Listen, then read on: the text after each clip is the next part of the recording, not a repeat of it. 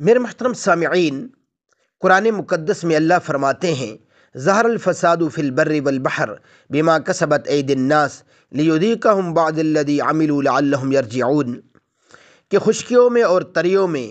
یہ جو فسادات بپا ہوتے ہیں، بڑے پیمانے پہ طوفان آتے ہیں، سیلاب آتے ہیں، زلزلے آتے ہیں، اور موجودہ جس طرح کے امریکہ کے شہر لاس اینجلس میں آگ بھڑکی ہوئی ہے، یہ ساری کی ساری آفتیں جو ہیں، اچانک آفتوں کا آ جانا، یہ بندوں کے اپنے ہاتھوں کی کمائی ہوتی ہے۔ اللہ پر گلہ نہ کریں، اور فرمایا لیذیقہم بعض الذی عملوا، تاکہ وہ اللہ رب العزت انہیں ان کے بعض اعمال بد کا مزہ چکھائے، لعلہم یرجعون، تاکہ وہ سارے کے سارے بندے اپنے اللہ کی طرف رجوع کر لیں اور اپنے اللہ سے صلح کر لیں۔ میرے محترم سامعین، چاہیے تو یہ تھا کہ ایسے حالات کے اندر یہ بندے اپنے اللہ سے رجوع کرتے، توبہ کرتے، استغفار کرتے،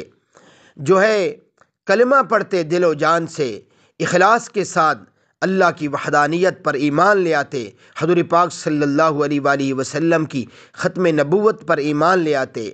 اتنے بڑے عذابات کو دیکھنے کے باوجود، سہنے کے باوجود، پھر بھی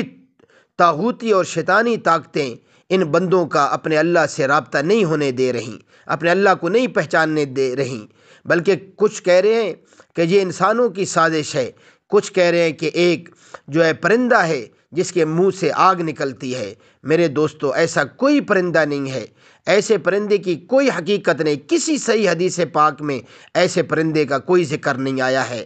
اللہ رب العزت ہمیں سمجھنے کی، توبہ و استغفار کرنے کی توفیق عطا فرمائے۔